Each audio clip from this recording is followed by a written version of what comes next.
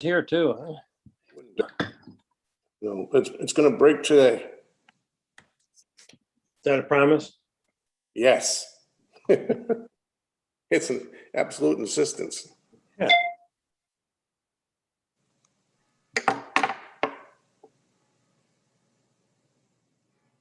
It's going to break today.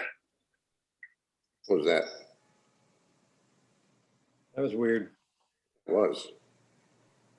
I think that was the echo from the YouTube live streaming starting Oh. and then it playing yourselves I see. back because I failed to mute everything first. That was a 20-second delay. You're right. Yeah, it's very unnerving. I normally learned to prevent that by muting myself I see. first, but I let my guard down. You're allowed. The punishment is I had to hear the sound of my own voice repeated back to me on YouTube, which is That's the part I don't not my like. I hate favorite. hearing my own voice. Oh, it's terrible. Sometimes when I have to go back and listen to a select board meeting to find something and like, oh, but it's good. It's good for me to force myself to do it from time to time. True. It's true because we can develop bad habits. That's true. Facial expressions are my real downfall. Yeah. That's why Zoom has been a little bit good. It's forced me to sort of monitor that in real time. And I can like, oh, I can actually see why people think I was, being skeptical, but really that's the face I make when I read something else on my screen or. Yep. Understood. Called body language. Well, are we just waiting for Jeff? Yes. Yeah. And Matt's going to be An hour later. for the second half, right? yeah. We'll give it a few minutes.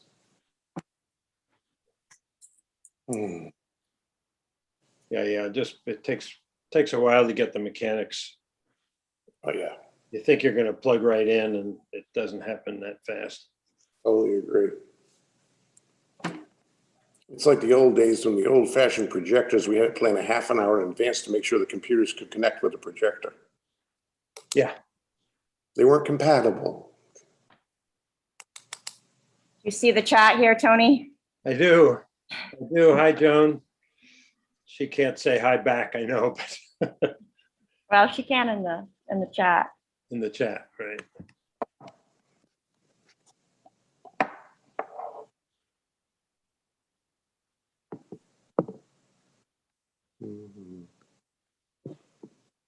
Yep. Do we want to give it to 10:03 or something like that? Yeah. We have, it's smart in case people are running late. Let's give it 10:05. Okay. I can see, we'll probably repeat this again, but a comment about video not yet working. And so just so everybody knows, we're starting out in webinar mode for the presentation portion of all of this to make it a little easier for the screen sharing that we're doing. And then there'll be the ability later to bring people on with video for those who choose. But right now, you can see and hear us, but we cannot see or hear you. So side conversations are okay. You can use the chat box. We'll monitor that throughout.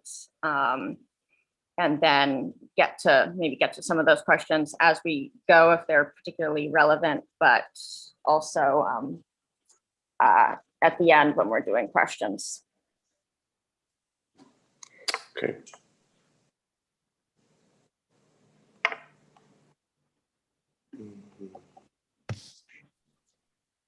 There's a lot going on outside the window here right now. I'm starting to wonder if I made a mistake by being in this room. They're working they on, work- they're working working on something right in front of the Opera House. Sidewalk. Oh, yeah. I mean, yeah, They were putting some asphalt down on the re-pour by the entrance to the town hall offices. They should be done pretty quickly. It's not a big. that would line up with the general direction from which I'm hearing the loudest noises. We're not hearing them, so Okay, Oh, not a thing. You're loud and clear. that's great. Zoom does a pretty good job of filtering out things here and there a little bit. Does. Also, just so that everybody is aware, this is being live streamed on YouTube and recorded.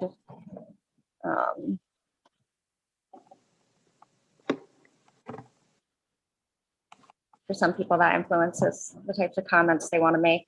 I like to find that out ahead of time. Yeah. We've gotten used to it, but not everybody assumes that all their comments are being live streamed.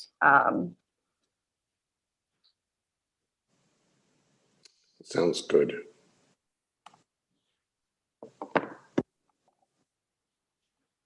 One minute. apropos of nothing here, the bump out in the sidewalk that MDOT put there over at the corner of Bayview, Yep. Chestnut. when there are no cars parked in those slots, somebody coming down that road at night is going to hit that hard concrete bump out. Being modified.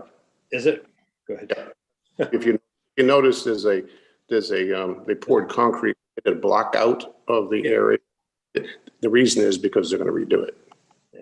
Okay. It's going to go 2 feet towards the Village Green. Yeah. Good. It just, I thought, whoa. Yeah. Somebody didn't think that one through. Long story behind that one.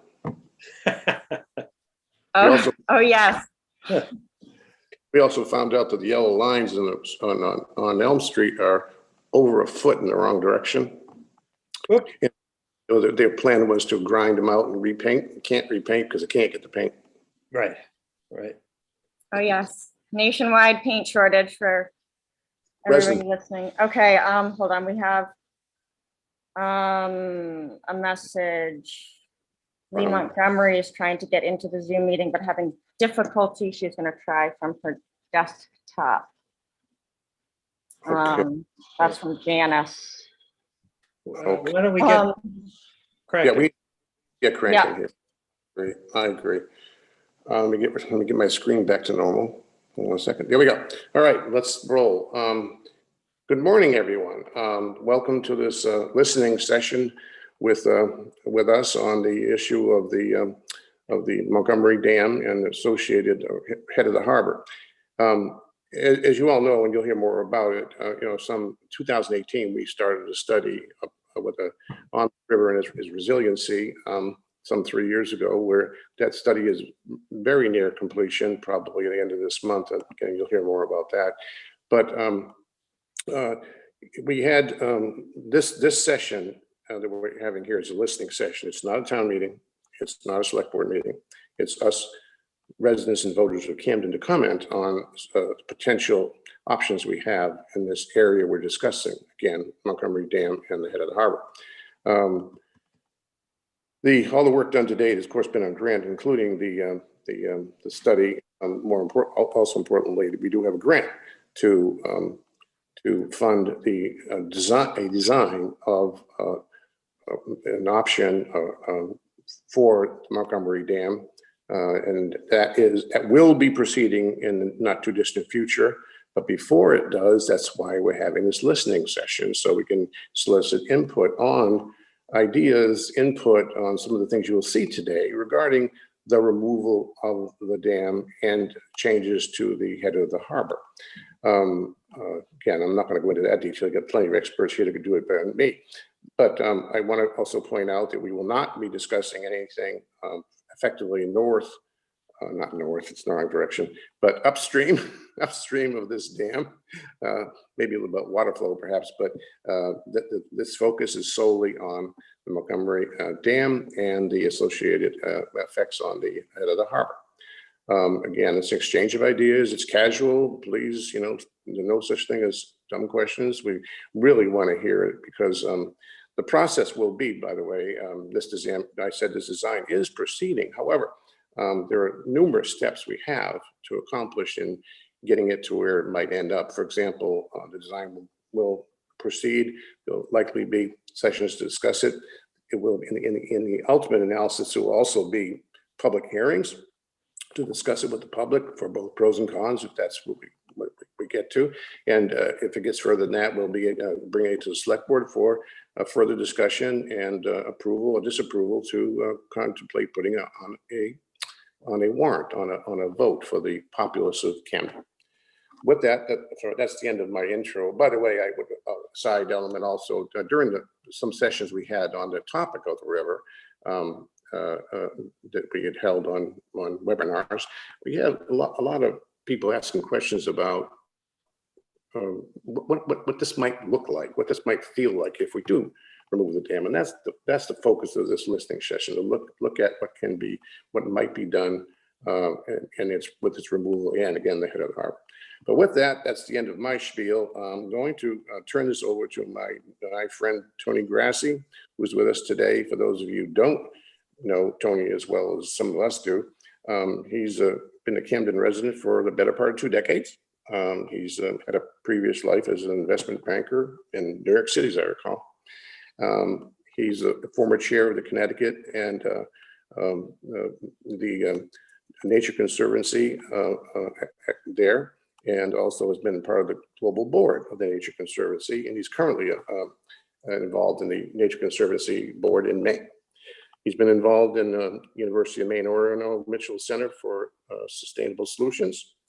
And he's also, more poignantly, head of the campaign committee for the Penobscot River restoration activity there.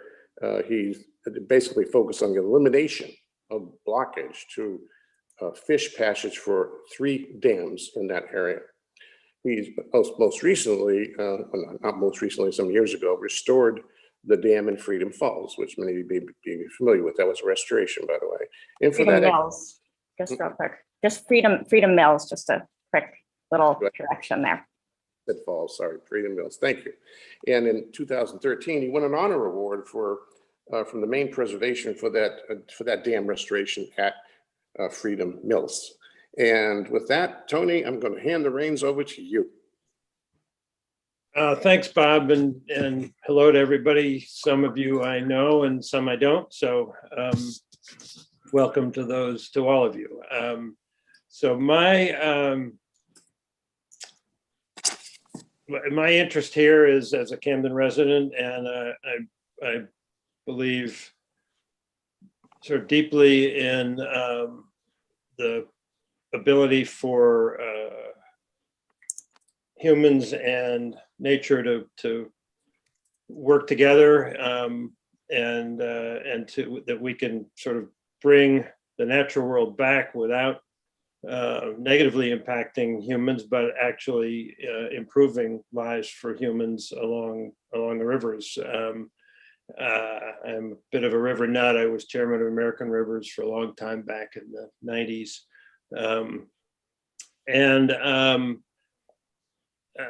So I said to Allison, I'd be happy to sort of help participate in any conversations.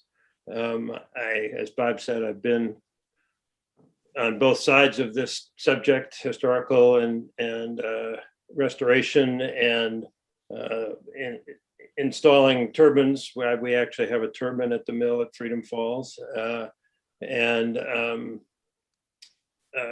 also in dam removal. And I've sort of seen in the Penobscot what dam removal on a significant scale can look like. Initially, lots of concern about, sort of what's going to look like when the artificially constructed falls goes away. and then sort of enormous support and enthusiasm from the community to see a river flowing in its natural path. It's a completely different and very rewarding sort of a visual. The issues here are around sort of when the Montgomery Dam is removed, and the study that's being done by Interfluve is looking at the removal of the dam, and there are 2 or 3 sort of fundamental reasons to get at this issue. One is sort of the opportunity to restore fish passage all the way upstream to McGonagall Lake. The second, there are serious cost issues around maintaining a relic dam. And thirdly, there are flood issues related to climate change that are significant, both along the river as well as from sea level rise in the park. And those 2 issues are inextricably intertwined: the sea level rise and the upstream flooding. So what we're going to try to do today is sort of think out loud. Allison will take us through some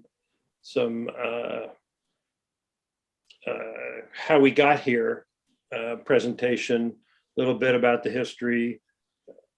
That's a heck of a water bottle, Allison. It's hot up here. And then we'll open up for questions. And the questions, what we want to do is really look. I'll show you some sketches that have been done that sort of look at possible issues, things that you might do in the Montgomery Dam site in the harbor as part of this project. And so we'll be hoping you all sort of contribute thoughts about what's important to you in that area when the dam comes out. The 3 panelists, Bob's introduced me. They're Jeff Senders, I think, will be joining us as a panelist. He is a engineer, independent engineer now, used to work for Gartley and Dorsey, and he and his wife own Once a Tree, which is in one of the buildings that sort of hangs over the dam where the McGonagall River exits. We also will be joined in about an hour by Matt Bernier. Matt is an engineer with NOAA, and NOAA's been incredibly involved, but he personally in restoring fish passage and dam removal in the state of Maine for about the last 20 years, from the dams in the Penobscot, working the duck trap, the Bagaduce, most recently the Sheepscot, sort of right next door to us, where a number of dams have been taken out to restore fish passage. On the screen with us now also is Nate Gray, who is a fish biologist. I think that's your technical expertise, Nate, with the Maine Department of Marine Resources, and he could speak to various issues on fish passage, because as you get into the removal and the design of the removal of the dam, there are alternatives that have different impacts on the ability of fish to get upstream.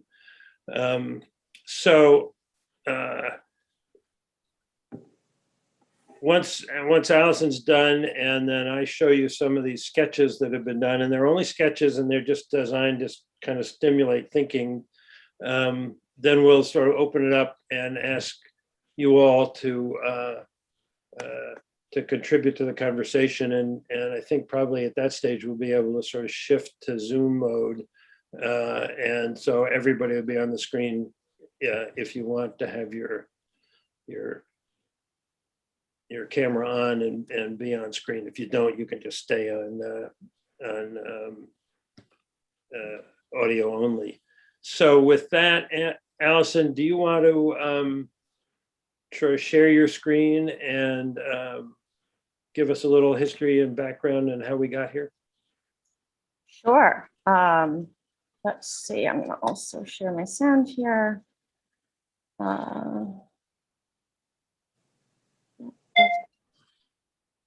Going and also going to, I'm gonna make it so you can see. Yes. All right.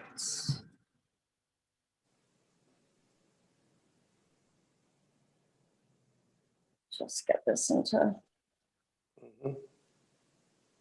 play and start. All right. My poor computer is 10 years old and getting a little taxed, but okay. So some of this will be all very well-known information for some of you.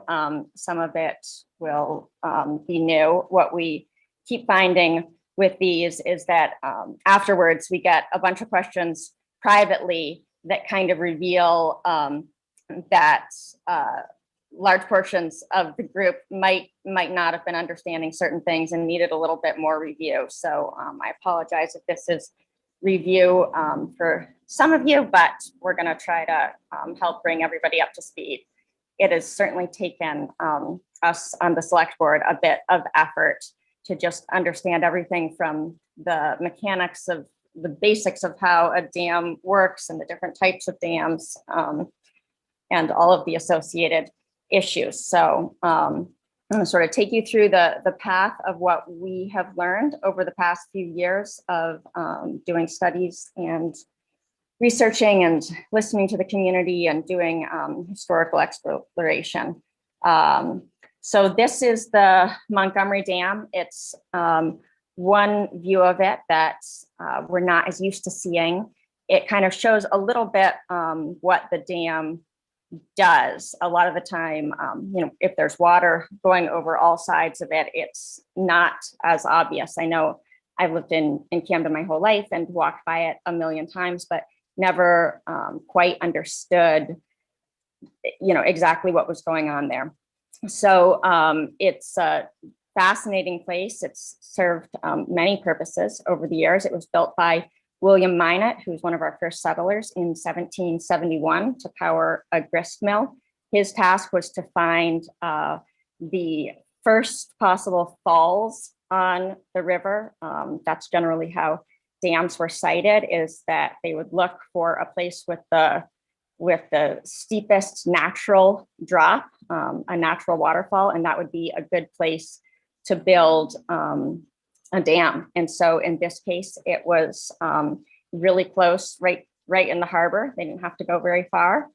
Fast forward many years, it was accepted by the town of Camden in 1992 as a donation and given the name Montgomery Dam. It has been rebuilt several times. It was in 1930 or 1931, it was part of the Harbor Park design, which was then called Shorefront Park. And some of the building of Lower Harbor Park and infilling of the intertidal zone happened. They made some significant aesthetic improvements to the dam. At that time, it was still being used for hydropower. And there was even a hydropower project there up into the 80s and maybe early 90s. I forget exactly when that stopped.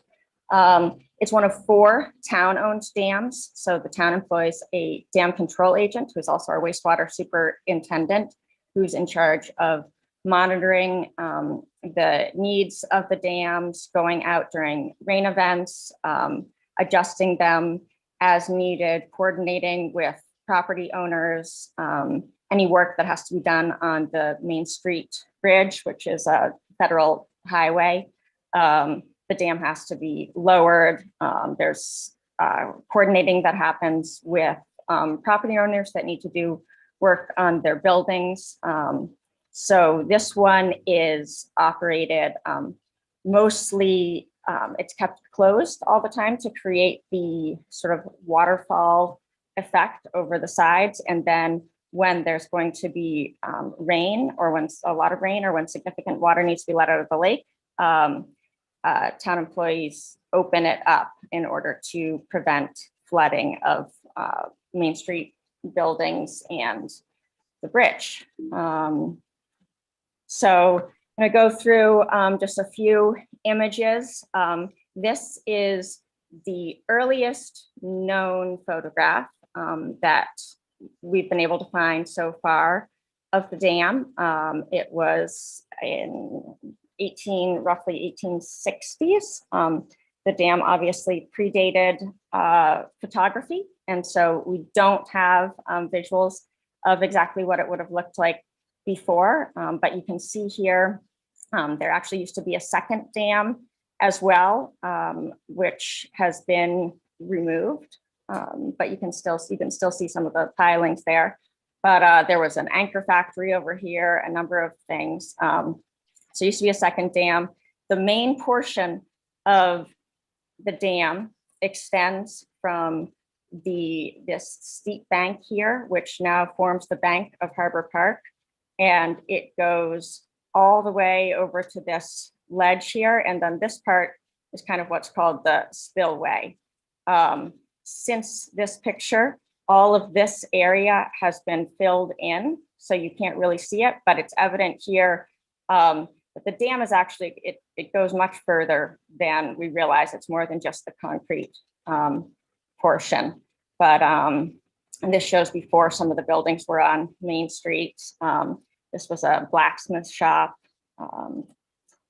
This is just another interesting perspective to kind of show how they were able to use the river really efficiently for a long time. For many years, they were able to actually divert almost all of the water over to the left here. And so they would try not to waste any of it and use a series of flumes to push it all the way over here. So much so that you can actually see that this island here was forming grass. And so very rarely was there water coming over here. This just shows another little visual. This is the dam today, obviously, under low flow conditions, sort of what we think of as the dam. This is another photo that also shows some of the area here that's since been filled in, but shows a different situation where here there is so much water being pushed over to the left that it actually made it so no vegetation would grow. So there've been a lot of differences there, and that's one of the things that I've heard from people over the years is, why doesn't the town get out there and thin out the view and here? And some people will say, oh no, you can't do that, you can't touch any of those trees, and some will say, oh no, that's exactly what you should do. And it's just interesting to see the different ways that this has looked over the years. Here's another one. This kind of shows in many ways, I think that like the typical version of what people think of when they are talking about how the dam would look if it's sort of in pristine condition, that cascading infinity pool look. I know some people like it more when it looks like this, and some people like the more wild look. But it is interesting here because it shows you're able to see the ledge a little bit more. So, having looked at all these images over the years, some of us for longer than others, this came up on a select board agenda as something that needed to be fixed for a few reasons, some of them aesthetic and some of them little cracks that the insurance company wanted us to handle. And as soon as that came up on a select board agenda, I know I and many, some of the others got messages from people asking, you know, why is the town going to spend? At that point, I think we had budgeted $60,000, and it had come in at like $80,000 to $100,000, the work that was going to be done. And they said, why is the town of Camden going to spend taxpayer money on something that is doing environmental harm? And some of us said, whoa, what are you talking about here? So began the quest of hearing all of the different opinions and perspectives that exist about this feature. And so we realized that a lot of us didn't understand really the exact purpose of the dam, what's going to need to be done over the long term.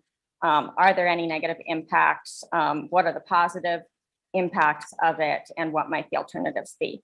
So a study was done, and it's lengthy and available on the website, and I know some of you have read it, but some of the main things that we found out were, of course, that it's definitely a fish passage blocker, which was the initial interest for some people.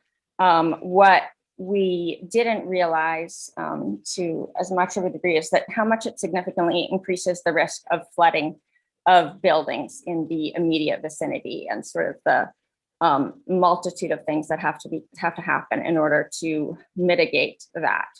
And so one of the things that was brought to our attention through Interflu was all of the different projects that are being done around the country to try to mitigate this type of risk. And they showed us FEMA flood maps and all kinds of things, and talked about all the higher insurance rates that some people are paying because of this risk. And it's a complicated thing in some ways, but also pretty simple in others, that if you keep 20 feet or so of water impounded here and raise, it's kind of like filling up a bathtub and then turning on the shower. It's more likely, your bathroom's more likely to flood if you have the bathtub full first. So what we found is that another thing is that removal of the dam would impact Harbor Park on the seawall, and I'll get into that a little bit more later. But it's basically some people think, I think all of us kind of thought of the dam before as just what you can see, but what the study found is that the original course of the river actually came down through here, and all of this part is infill. So it's material that was brought in to fill in that intertidal zone. So the dam actually extends all the way here. So there's a question about whether full removal of the dam would be feasible or not feasible. We also found that removal of the dam would reduce long-term costs of operation and maintenance to the town, and there's some detailed tables in the report that get into that for those that are interested in looking into it more. But basically, that's the amount of staff time going into it, the insurance, the dredging, the gate maintenance, a lot of things that have to happen over the years. It found that removal would provide the greatest opportunities for ecological restoration, which is one of the reasons why there is significant grant funding available for removal scenarios. But it also found, of course, that removal would result in the greatest amounts of change.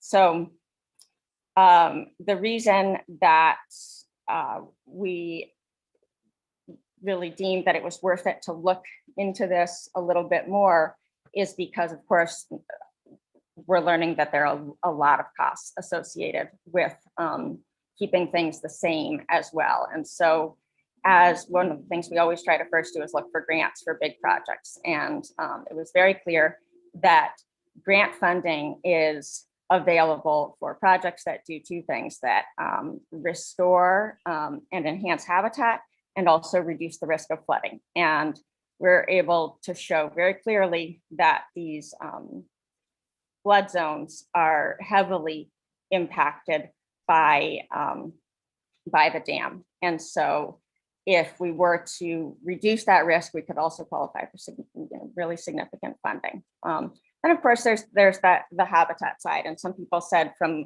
the last presentation, why didn't you talk about the habitat part of it all? That's the most important. And I think some of us had felt that was kind of the obvious part to a lot of people, but that what is poorly understood is kind of the flooding risk and the reason that so much funding exists for a removal scenario rather than a fish ladder scenario. But these are just a few photos that show all been taken right at the base of the dam. We've seen everything from alewives to sea run, brook trout. Actually, you can never really tell if they're sea run or not. We've certainly seen many brook trout from the upper watershed that have washed down and would like to get back. But there's definitely a lot to be said for the habitat benefits of this as well. This shows a little bit of the history of the flooding impact in Camden. This is the cover of the 2006 annual report. They referred to 2005 as the year of the floods. And I think, as Steve Pixley, the harbor master, put it in his report, that the McGonagall River exploded a couple times over that year. And the impacts of that are far-reaching. One of the things that you'll see is that the seawall has already fallen down before, and some of that was blamed on the sluiceway, which is where the gate from the dam opens up, and when you want to let water out of the dam, it blasts sort of its way down here, almost like a fire hose effect, and that does have some impacts on the harbor too, both the dinghy dock and then clearly here the seawall. What have we've been talking about the Montgomery Dam a lot. We've heard lots from people in meetings, on the streets, at schools. A lot of things like people want us to do what's right for the environment, but there's not always agreement about what that might be. People wanting to know how to know what's right. People wanting us to avoid spending taxpayer money. Also lots of interest in studying the rest of the watershed in order to develop a comprehensive plan before being asked to vote on taking action at any specific site.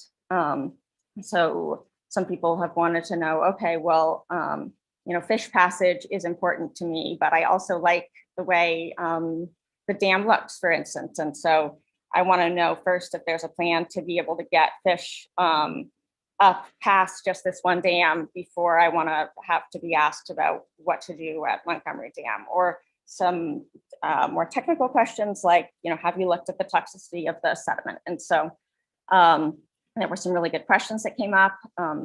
People, of course, wanting to preserve the historic look, but then different interpretations of that. Some people see the historic look as what might have been here before settlers.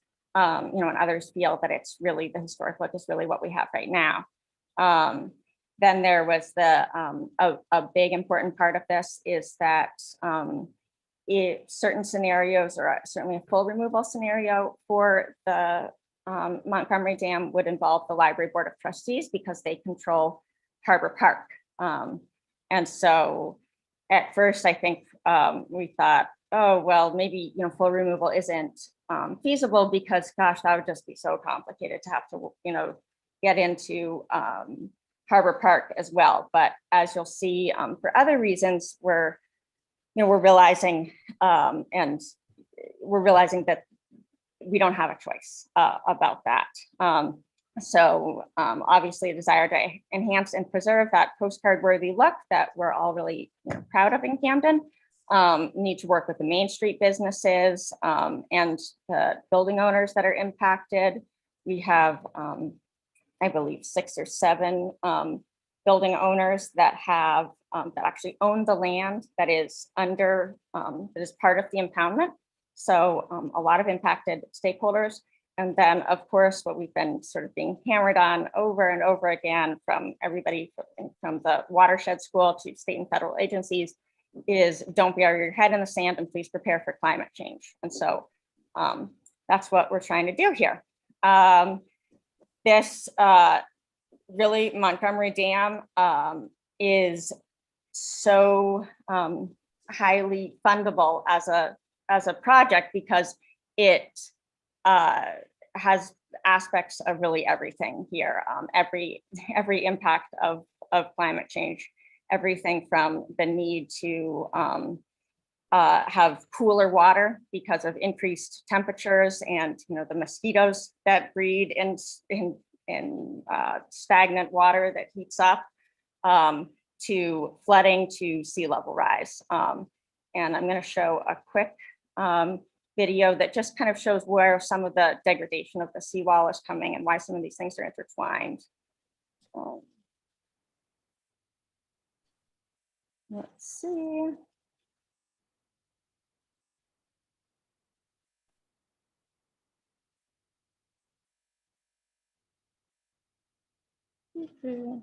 So this was a day in December where it was predicted to only be an 11.3 foot high tide, which normally would not overtop the seawall.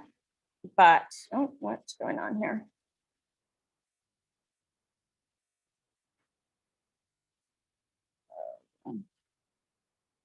Bear with me for just a second.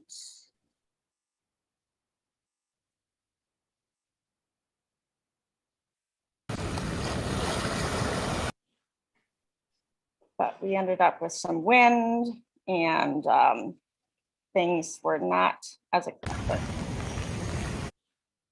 Let's pause it here and let it load for a second.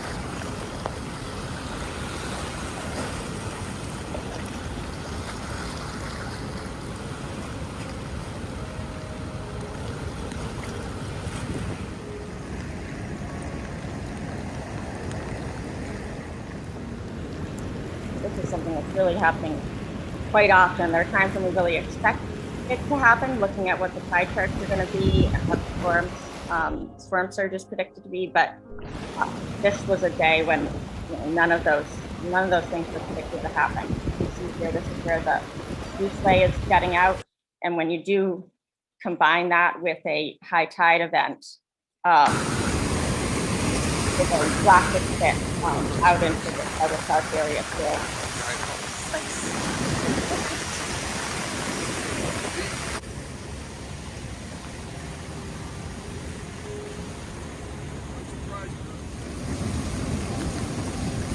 So the area right behind the dam, even with the gates fully open.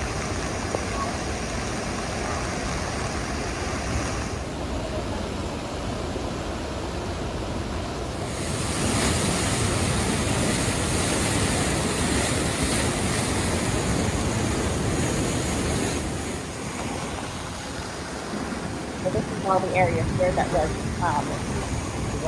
filled in as part of the original Harbor Park design. And also, in addition to sea level rise, there's also a little bit of happening here.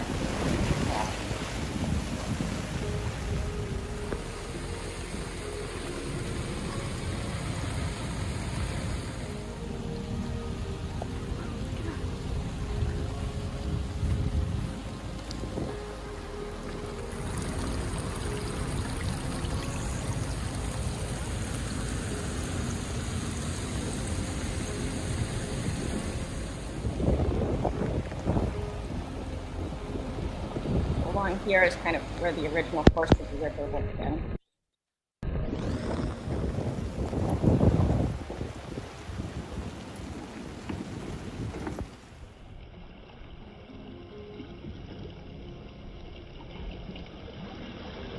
So that goes on a little bit, but I think you get the point. And so let's see here. This this shows what was happening to the seawall. And so as we were looking more and more at the dam, our hopes of just keeping these two projects completely separate kind of went away because first we realized, okay, the seawall is probably not going to hang on in its current form as long as we had hoped. And also, so the idea of not doing a full dam removal in order to preserve all of this as it is doesn't really make sense given the amount of investment that will be needed to keep this the way it is. When we look at the overtopping events that are happening now, and then we look at predicted sea level rise, it's even the very most conservative estimate puts us at about 1 foot by 2100. And that is not the number that anybody is saying that we should use to plan. And so just raising up the seawall presents some significant problems, not the least of which is safety. So we realized, okay, we may need to look at these things comprehensively. So we decided to move forward on 2 tracks. And I definitely want to also preface this by saying we are acutely aware of the fact that neither the select board nor any individual entity in Camden has the ability to actually move any of this to construction phase. What we are doing here is trying to get as much information as possible to voters on possible designs and what the costs associated with those things would be. And so, we know, no decision has been made at all. We don't have the ability to do that. Only the voters have the ability to do that. But we wanted to, of course, be responsive to the very important need to study the rest of the watershed. We got $139,000 through a pretty competitive program called the National Coastal Resilience Fund, which is a partnership between NOAA and the National Fish and Wildlife Foundation to extend the study that we had done on Montgomery to the rest of the watershed to assess flood reduction and habitat restoration opportunities. We held a series of technical advisory meetings and public input discussions. 3 of those, or all of them, are on YouTube and available on the town website. But just to quickly say, because I know it'll come up, that is evaluating removal of 3 dams and fish passage scenarios for 3 dams. There is zero consideration of removing the east and west McGonagall Lake dams. Those control the water levels for McGonagall Lake and Norton Pond. And then also Seabright, which controls the level of the water for Shirt Tail and all of those waterfront properties all the way back to Mullineaux Road. So that is under technical review by partner organizations right now and will be released by the end of July. And I think will really help provide a more comprehensive look at the options for each site. But then we also realized, okay, we may not be able to wait as long to make a decision about Montgomery as we would like. So we would at least like to be able to have something that can be presented to voters that would be very likely to qualify for grant funding rather than need to be taxpayer funded. So we got a grant from the Maine Coastal Program with some support from the Island Institute to move forward on engineering and assessment needed for Montgomery Dam and seawall, and the seawall reimagining of the seawall and removal scenarios for Montgomery. And so the stipulations of that grant is that it must make the town more resilient to climate change and restore the habitat in some way. So the idea here is that we are presenting something that is will still have the opportunity to vote against it, but hopefully it'll be the very best design possible for if we were to move forward with the removal scenario.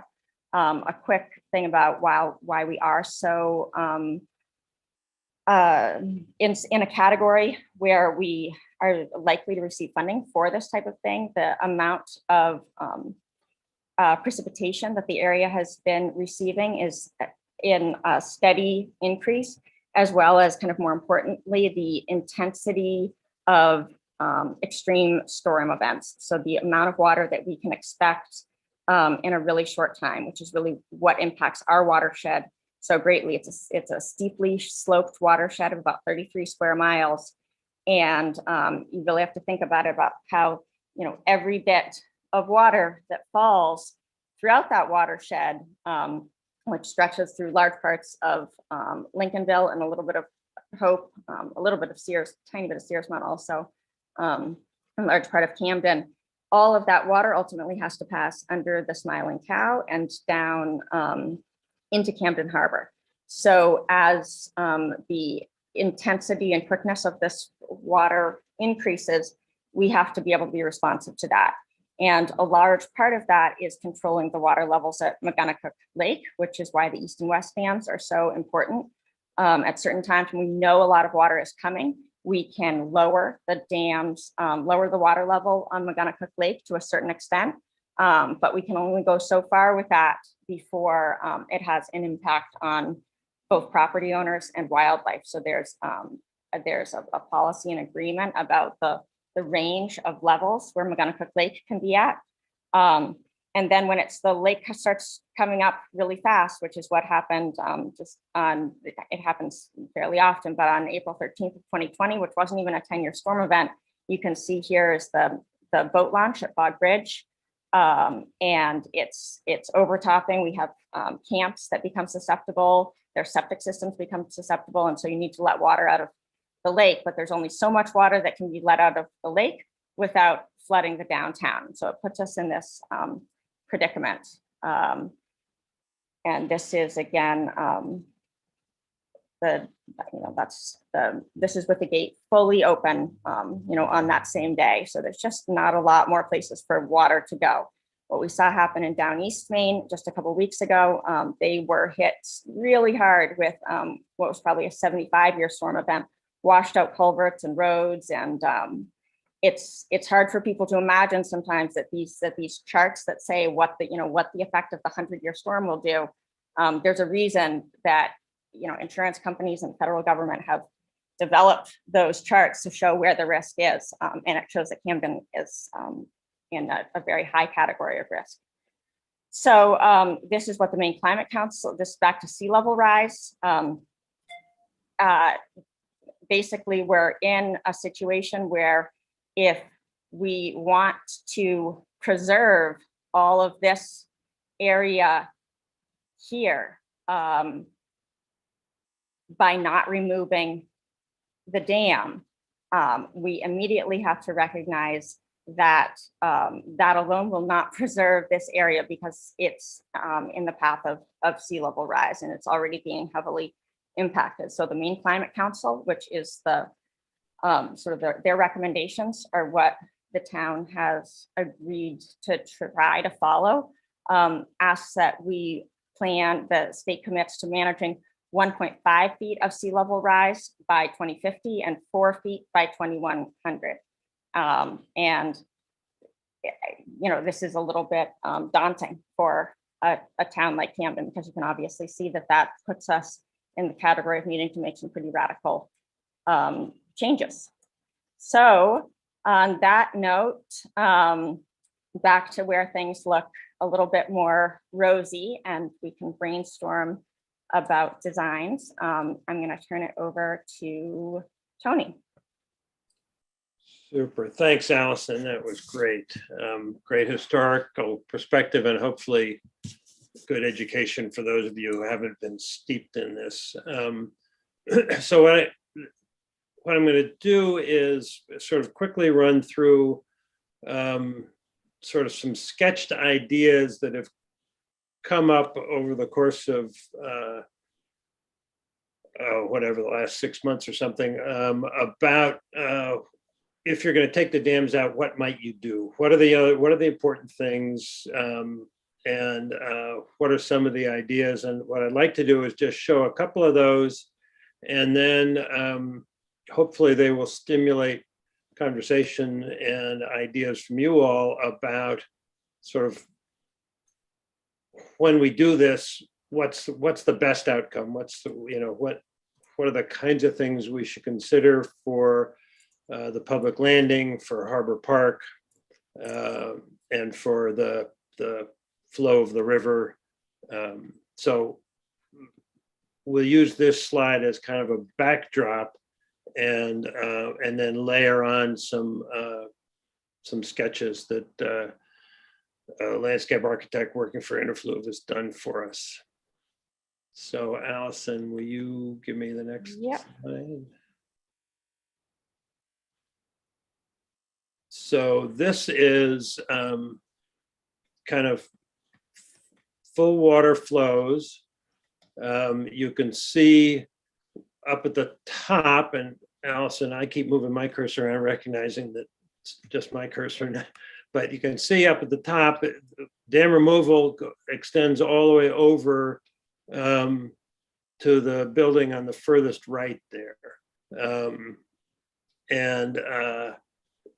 You sort of open the river so that whatever comes down exits. It doesn't get stored and built up in that behind the retaining walls, and it flows freely. We've just, by doing this, you've allowed the river to kind of fall over the cliffs. Two things to point out. You'll notice on the left, where there's a little bridge sketched in as an idea, but you'll see that water is no longer coming down that path. So rather than the falls coming down to the left in this picture, the water flows are predominantly over on the right side. Let's look at the next slide. So depending on how you engineer the water passage, you can have more water going to the right here, which would actually sort of leave a bit of an island in the middle. So the higher flows, you'd have the water coming down the center. At the very low flows, it would be just going down the right-hand side through a deep channel. That would all be fish passable, and it would all be designed to move alewives and other species up there, whether that's involves building pools or constructing, putting boulders in the river to create sort of eddies, that kind of thing, is yet to be designed and to be figured out. But essentially you could do that, and all your fish could then work their way out of the harbor up at least till the next dam. Next slide. So this is the sort of the same, but zeroed in, and we'll use this to look at a couple of other, this sort of framework here to look at a couple of others. So that's the same as the slide you just saw. Let's go to the next. Another thing that might want to point out to people is here's the this Harbor Park area, and so one at that lower path would have to be relocated, and there are a few possible different ways to do that. But this area here would become not submerged, but this area would be reclaimed as intertidal zone. So just making Right. sure everybody sees. Yeah, and what that walkway looks like over on the right, there is a sketch there of it, but think of that as a sketch, not as the final answer. One of the things we've heard is concern about ADA. If there's a way to accomplish a more ADA pathway, it would be great. Yeah. So one of the things people said was, geez, if you get rid of the pools under there, you're going to expose all the ugly infrastructure underneath those buildings. Looking up, the sort of simple solution is you just provide some kind of screening. That's what this might look like. Next. Yeah.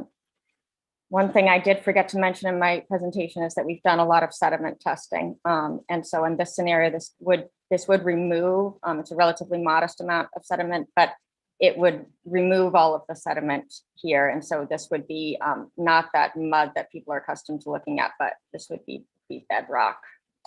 Right, open ledge, and presumably over time, vegetation would grow up in there and so forth. That's just.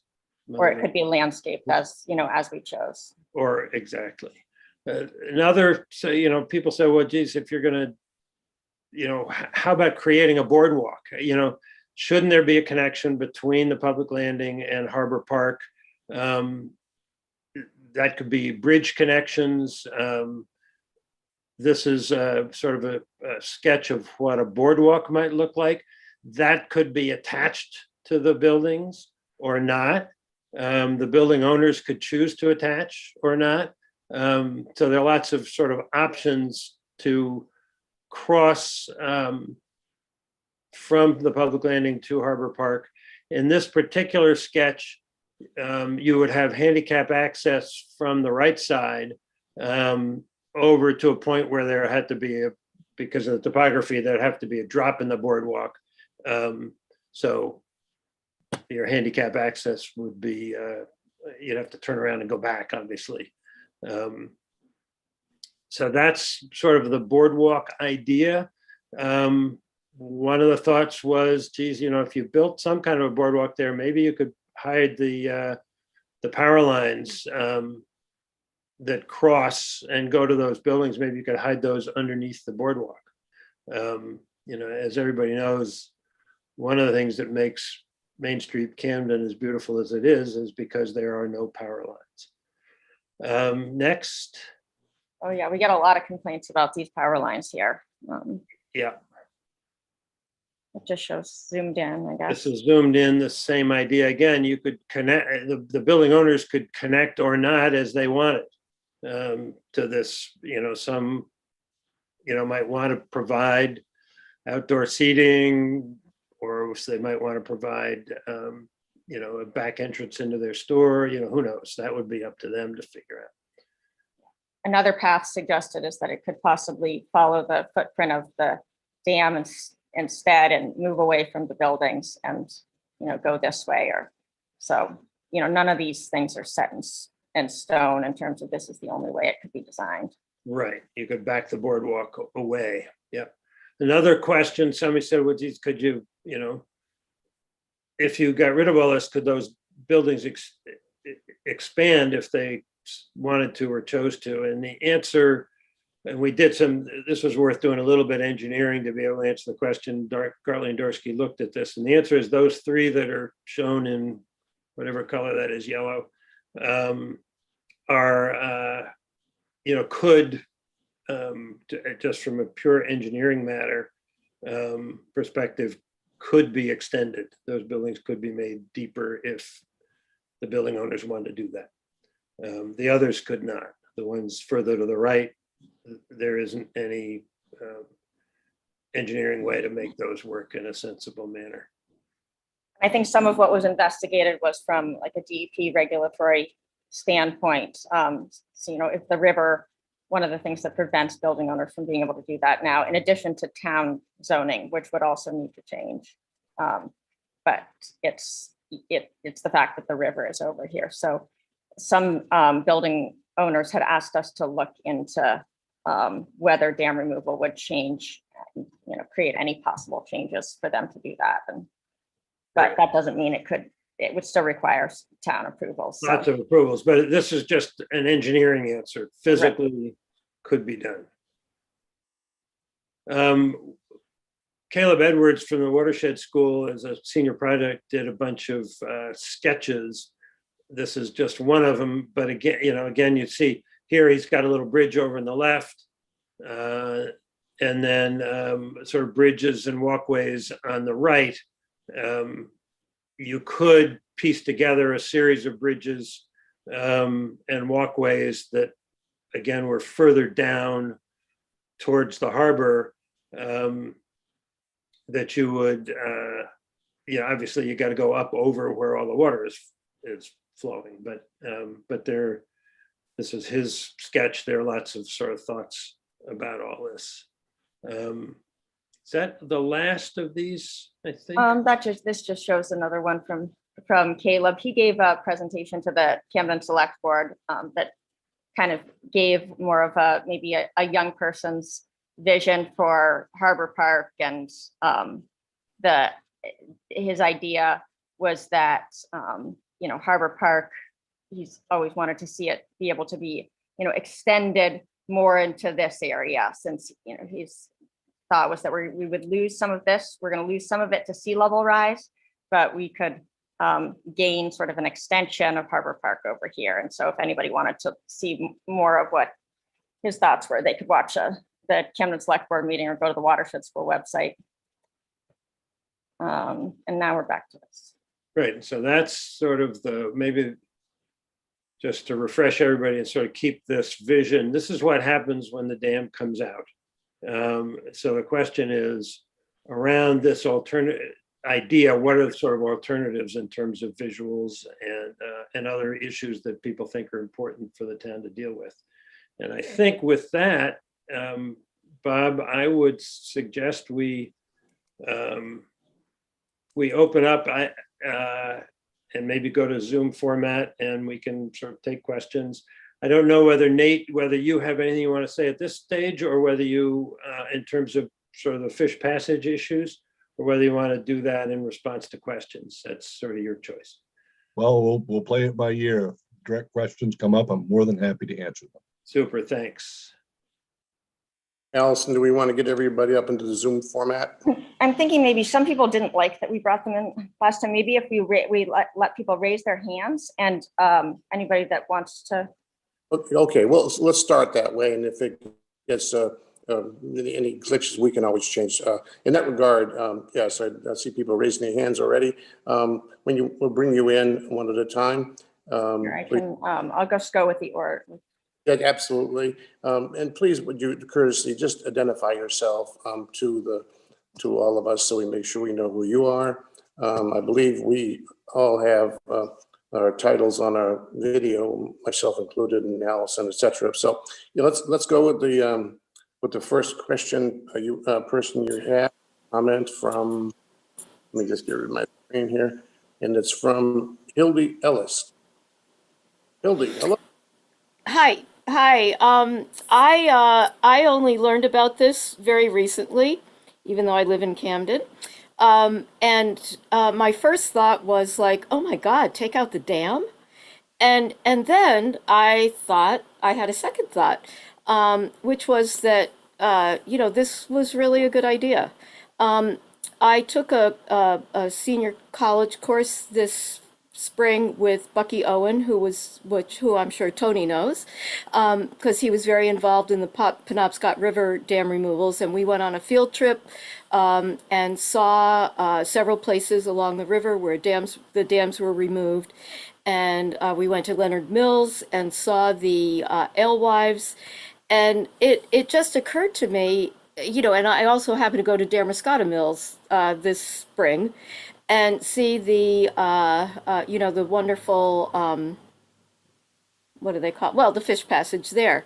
And it just occurred to me that, like, I know I've heard some people say that store owners were concerned that, if there was a bridge, people would not come into stores. They'd just go from the parking lot to Harbor Park. Well, I don't think that's going to happen. People go to the stores. But it occurred to me, though, that this could create an early event in our tourist year, in our visitor year here, of having people come to see the alewives. If we had something beautiful like they have at Damascotta Mills, it could be a real draw. So instead of it being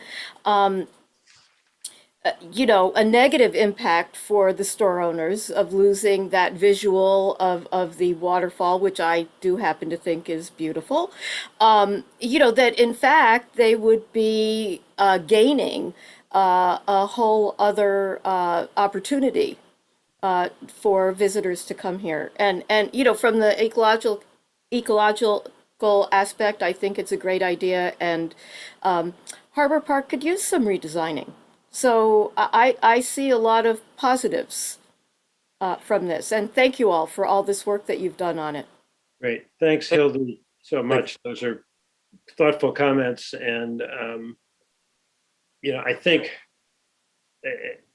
I keep thinking about the VZ Dam and the Penobscot, and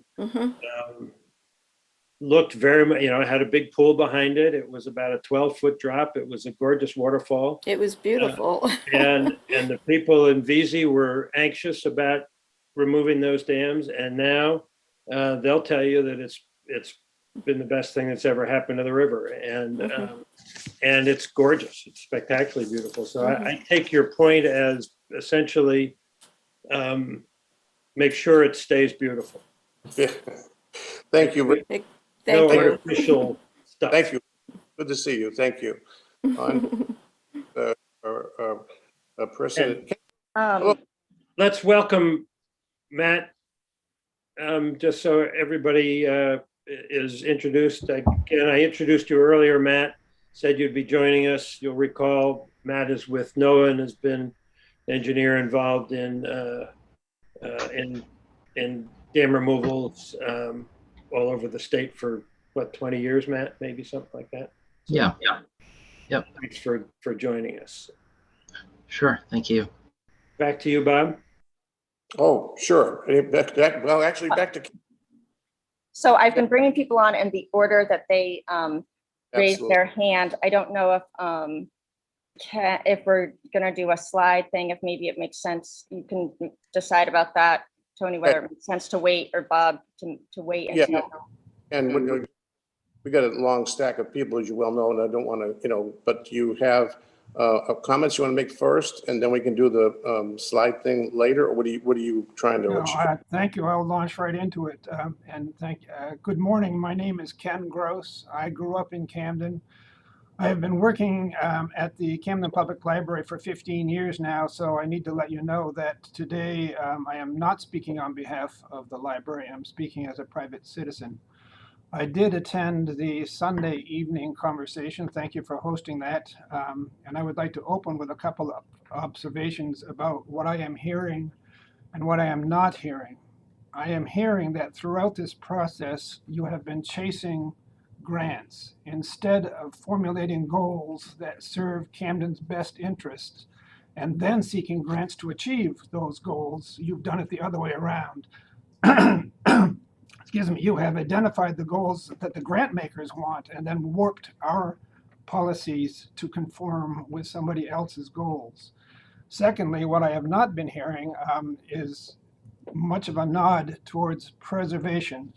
As Tom Rothwell pointed out in last Sunday night sessions, Camden should be all about preservation. To that end, I would like to share a handful of slides with you. Let's put this on.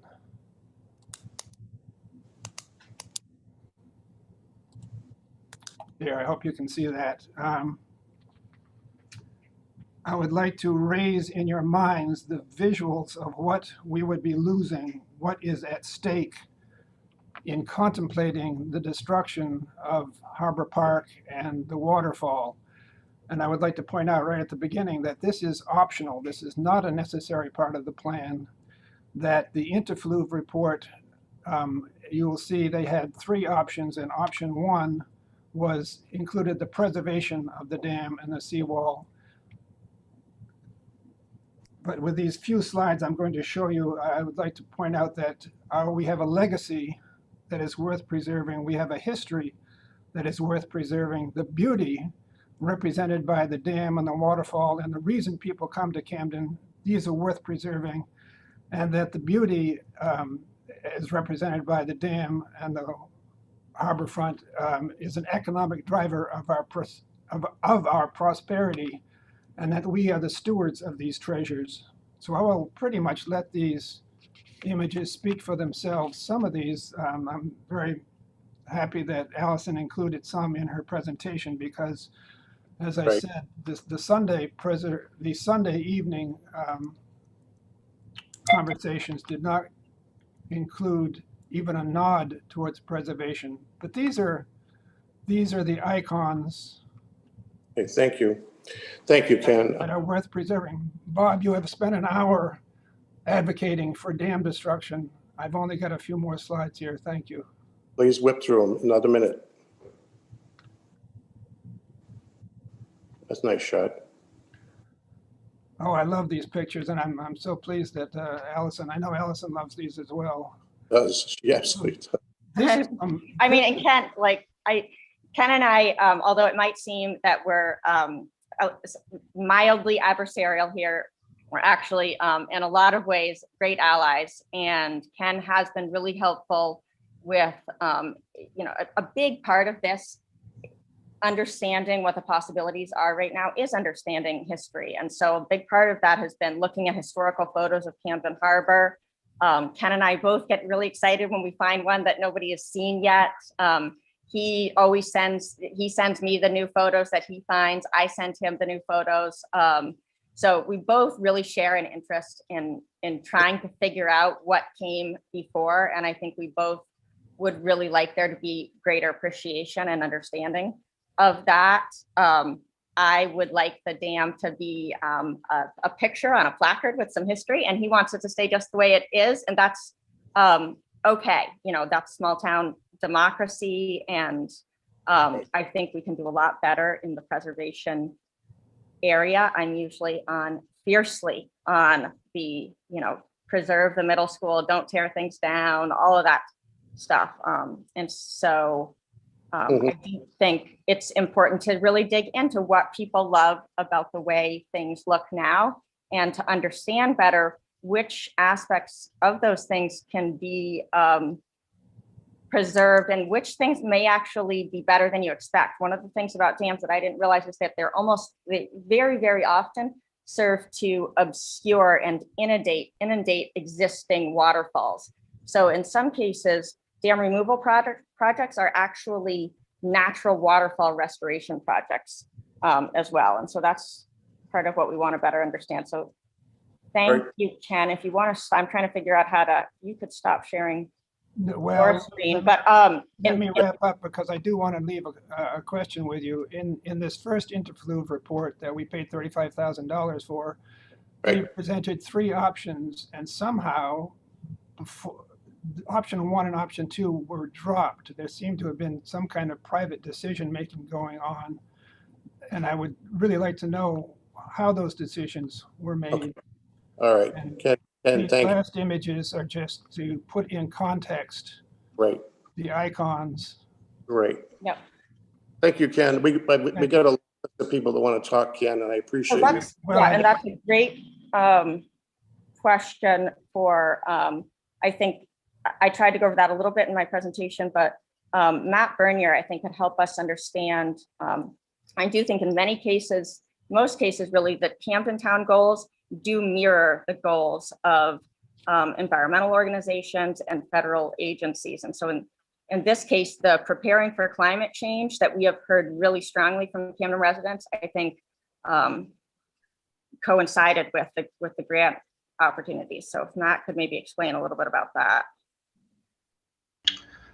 Well, just one thing to say about the grants that Ken mentioned.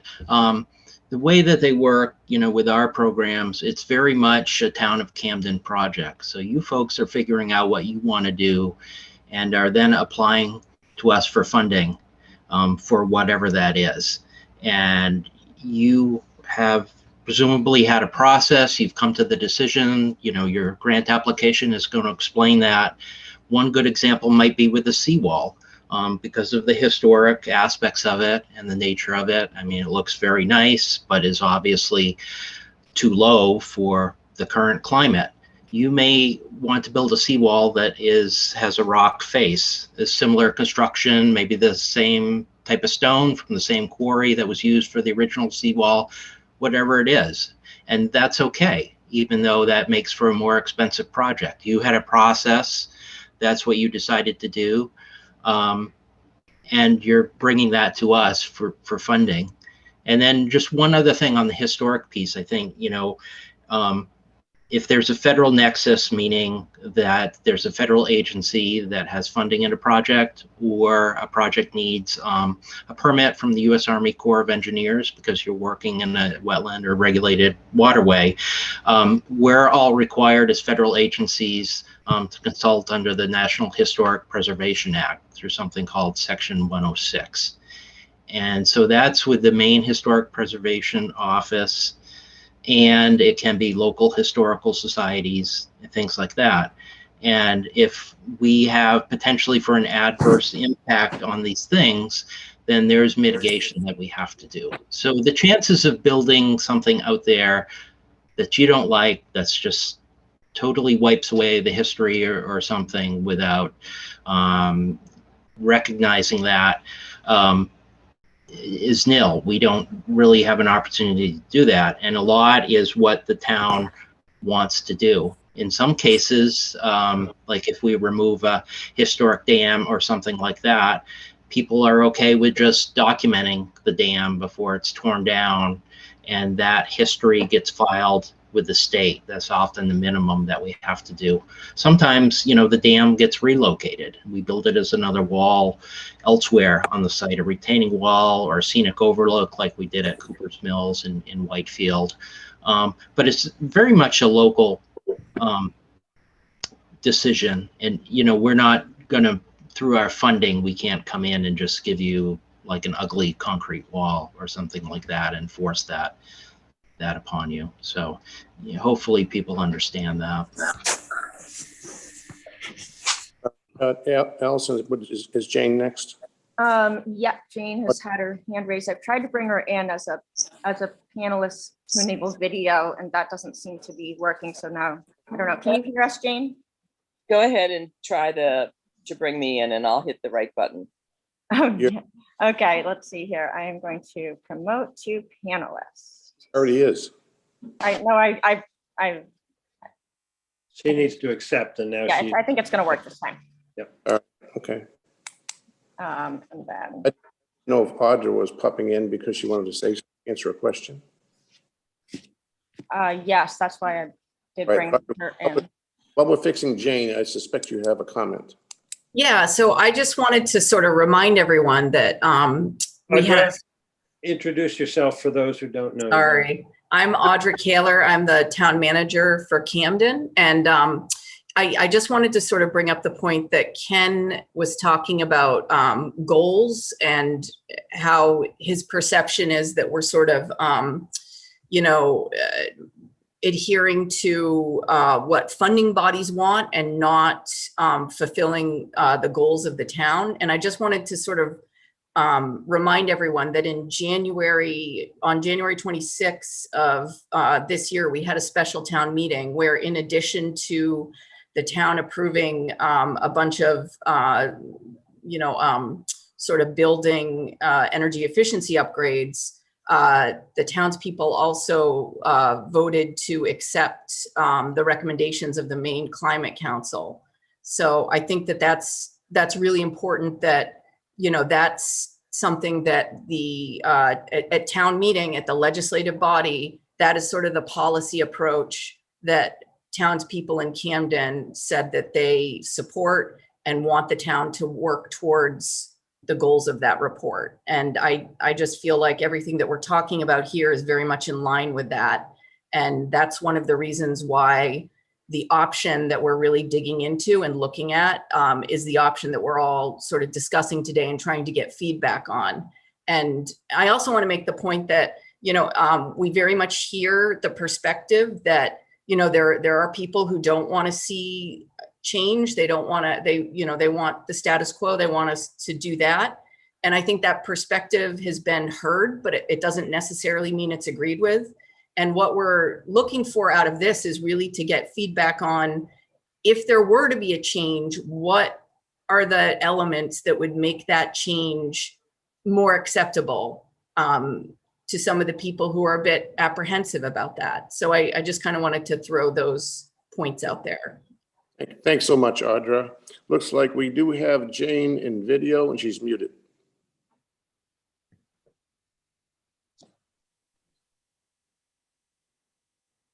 There you go. Here you go, Jane. Okay.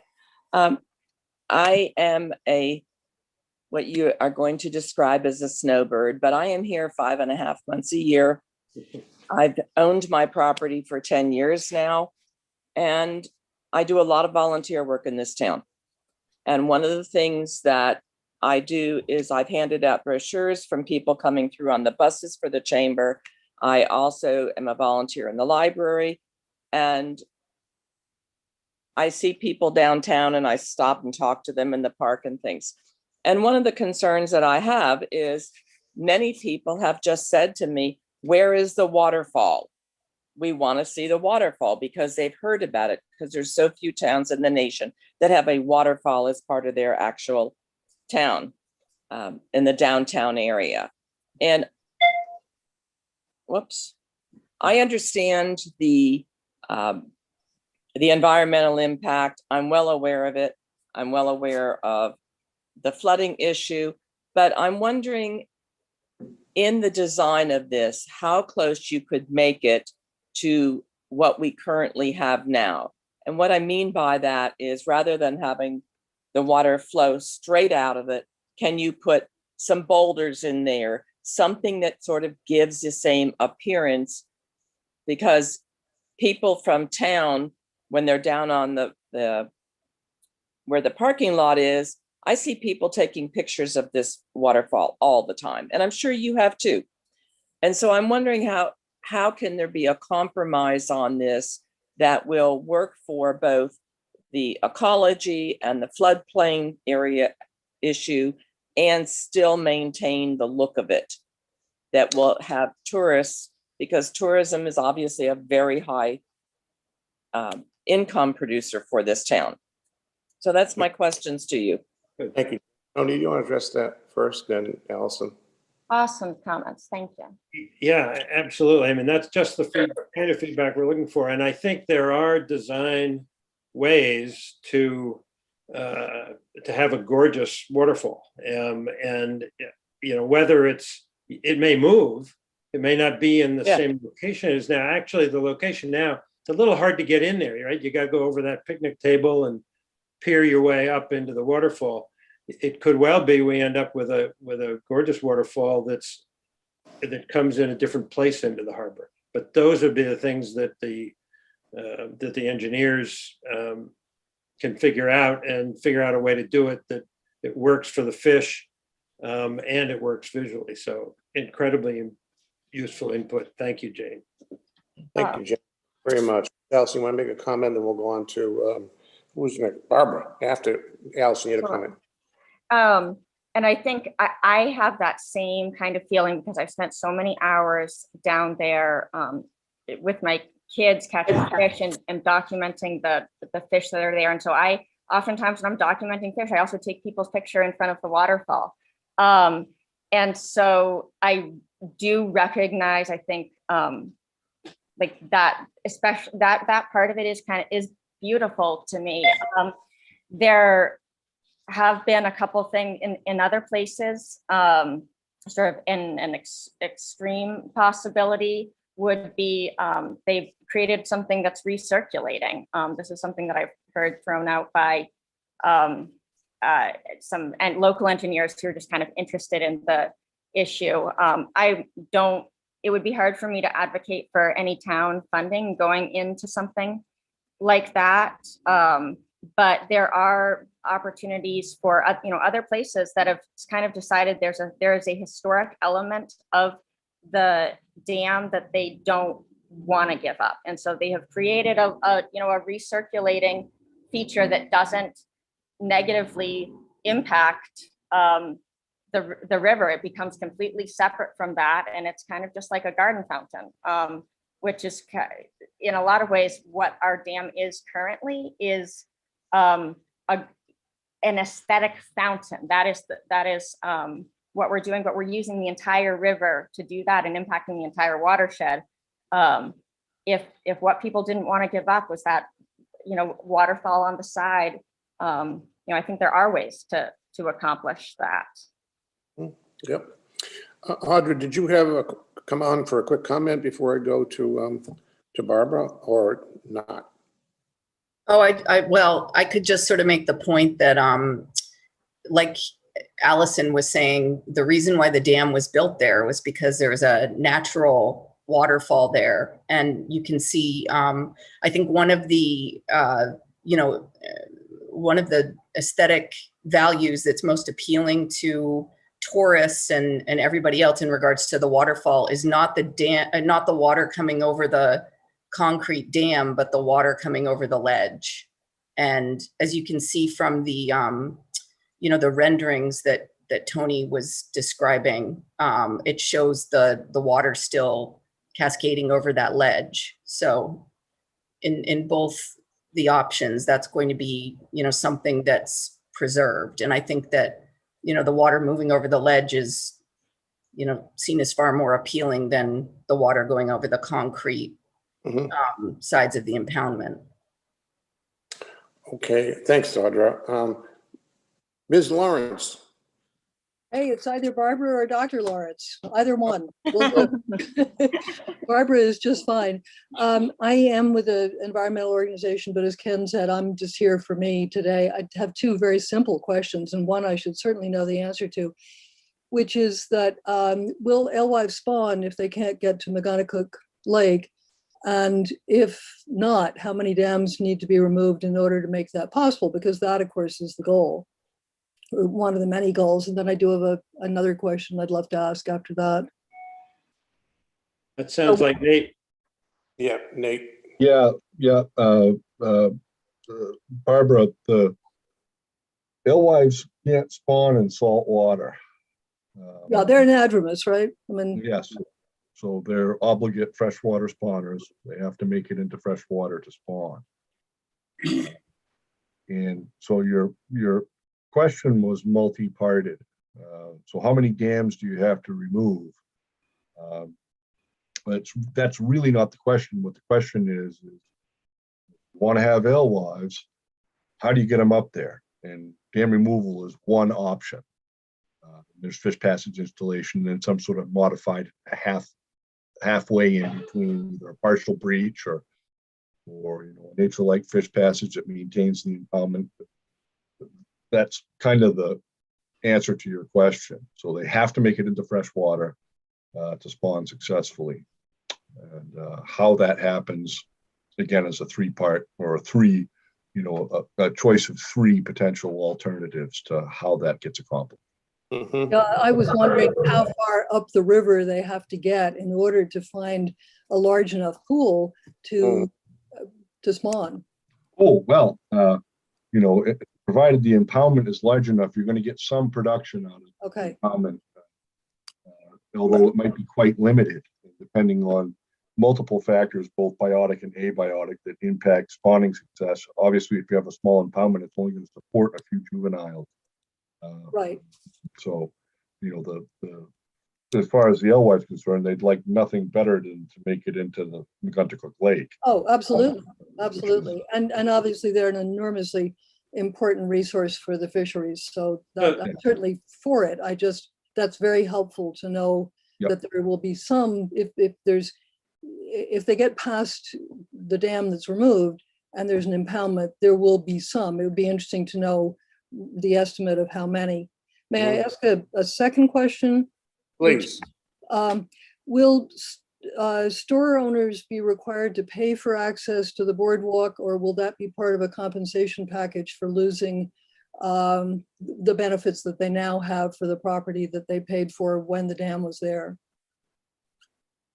I think we're working on trying to find as many ways as possible that store owners could benefit from the grant funding that we would receive. So there is not just the boardwalk necessarily, but the reason we'd like to involve store owners is because they have a significant flood risk right now. And we've also had Gartley and Dorsey has done some really detailed structural analysis for how the buildings would benefit or not, but it also has revealed certain issues that I'm sure they're all aware. Some of the building owners are aware that they suffer from. So this could be an opportunity to roll in some of the funding to benefit the businesses with, foundation enhancements, Mhm. whether or not boardwalks, certainly the idea would not be that we would be creating anything that we would be asking the businesses to pay for. If Okay. there is something, I think we could get into a scenario where there would be something that is really important to a group of them, maybe that is not grant fundable and doesn't really seem like a good taxpayer thing. But like we do with many other things, sometimes we can work with groups to do private fundraising for, a certain element, much like maybe the middle school has done with the theater. But Mhm. yeah, the idea is that, something like a boardwalk that would be a community benefit, and hopefully if it could be done in a way that was, acceptable to the business owners, is the question. No, Right. that's great. I still don't quite see how diverting the water lowers the risk of flooding because it's the same amount of water, but I think that's a technical thing that you may want to get into another time. I don't know, but I still don't quite get that. It's Well, I not so think- much diverting it, it's eliminating the impoundment. So the water that flows, the water that comes down is going to come down. It's the impoundment that creates the problem. The little one, do you mean the one right in front of the stores? Yes, it stretches all the way back up into Okay. underneath the Bagel Cafe, right, Allison, Yeah. roughly? Yeah, so the area of influence is greatest, right where the dam is. We have about 15 to 18 feet there. So it's very deep, right where the dam is. And the further you go back, the less deep it is. But I think, Matt Bernier is a good one to sort of explain how, just maybe a brief overview of how dams elevate flood profiles. Would that be up for that, Matt? Well, yeah, so that's basically it, is the dam is raising the water levels upstream. And if you didn't have the dam there, those water levels would be quite a bit lower during floods, to the point that some of the buildings that are now getting wet are probably not going to get wet anymore. And there would just be less impacts to them. So it would be a flood mitigation for sure. Thank you very much. Thank you. Thank you, Matt. Barbara, thank you much for the questions. They're very, very good. Thank you.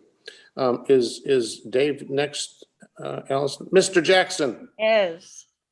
How do you do, everyone? Dave. I'm Dave Jackson. I'm the director of the parks for the Camden Public Library. And I'm here to represent the trustees, the director, and the staff. And I just wanted to let you know that the trustees have met and discussed this problem or this opportunity at length, and have crafted a statement, which is it was done in March. It's posted on the Camden Public Library website. In general, we recognize that the sea level is rising, and that something needs to be done with the Montgomery Dam. And we recognize that the seawall needs to be either repaired or rebuilt, and that some of Harbor Park will be sacrificed. We do recognize that. We just hope that the integrity of the Olmsted design will be preserved to the extent possible when that process happens. So thank you. Thank you, Dave. Good comments. We appreciate that very much. Good to see you again. Allison, go ahead. Sorry, I'm bad about interrupting. But I'm sort of just excited to share, though, that one of the things that we have done is been in touch with the National Association for Olmsted Parks, and I know Dave probably knows plenty about this. sort of, for anybody who doesn't know, sort of the guardian of Harbor Park and the trees and the original intent, and has just done so much over the years to preserve what people love about that natural area. We're also coming up on the 200th anniversary of Frederick Law Olmsted's birthday. And so the National Association for Olmsted Parks is doing a lot to try to educate the public about the original values of the Olmsted design firm. Of course, it wasn't Olmsted himself who designed Harbor Park, but it was his sons. And so we did send these concept designs to the National Association for Olmsted Parks and told them that, you know, we would really love to have their input. They have done a series of webinars because a lot of parks around the country are struggling with some of these same issues, and the issues of, you know, how do you balance the original values of Olmsted, which were very actually quite radically progressive at the time, and environmental, and you know, how can we take those values and the values of preservation and kind of mix those up to you know, how we need to approach the need to adapt. And so I think there's a lot of conversation to be had there. And my goal, and I think our goal, would be to have the final design, whatever that ends up to be, something that, you know, Olmsted would be excited about if he were here today. So we don't know exactly what that looks like, but we'll keep working at it. Thank you, Dave. Could we bring in Edith Mann, please, Allison? Oh, yes. For some reason I can't. It might be.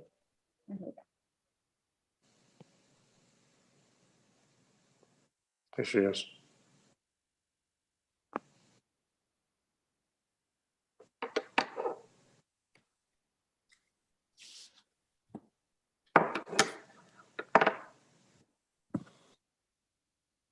Also going to bring in Roy Hitchings, who says he has a comment when we can get to him. So in case.